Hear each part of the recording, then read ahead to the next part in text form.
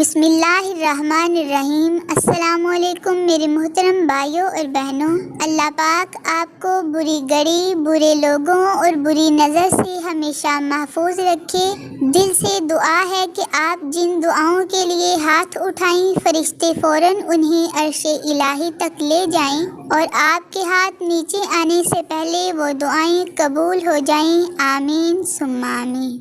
ایک مرتبہ سیدہ فاطمہ سلام اللہ علیہا تندور پر روٹیاں لگا رہی تھی اور ساتھ میں آقا حضرت محمد صلی اللہ علیہ وآلہ وسلم کھڑے دیکھ کر مسکرا رہے تھے۔ فرمایا، کیا ایک روٹی میں لگا دوں؟ پھر آپ صلی اللہ علیہ وآلہ وسلم نے ایک روٹی تندور میں لگا دی۔ پھر سیدہ فاطمہ سلام اللہ علیہا نے عرض کیا، بابا جان، روٹی تو پک ہی نہیں رہی۔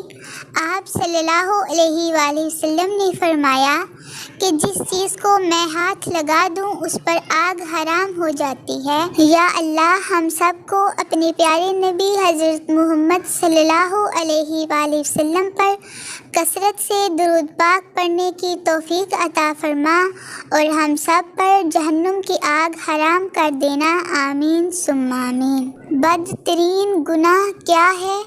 حضرت امام علی علیہ السلام نے فرمایا، برے لوگوں کو اچھا کہنا بدترین گناہوں میں سے ہے۔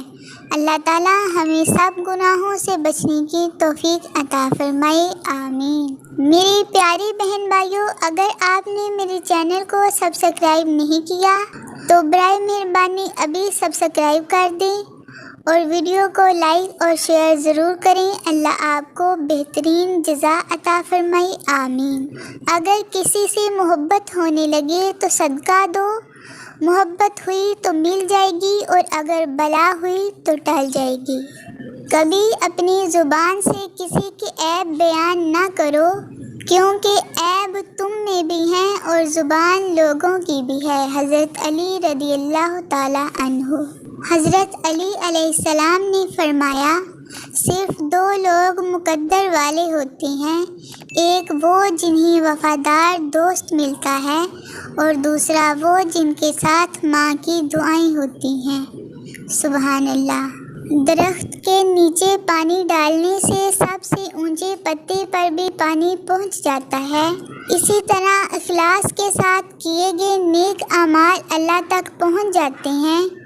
خدمت سب کی کریں مگر امید کسی سے بھی نہ رکھیں، کیونکہ خدمت کا اجر صرف اللہ ہی دے سکتا ہے، انسان نہیں۔ بے شک میرے پیارے بھائیوں اور بہنوں، آخر پر آپ لوگوں سے گزارش کر رہی ہوں کہ برائے مہربانی میرے چینل کو سبسکرائب اور ویڈیو کو لائک اور شیئر ضرور کیجیے گا۔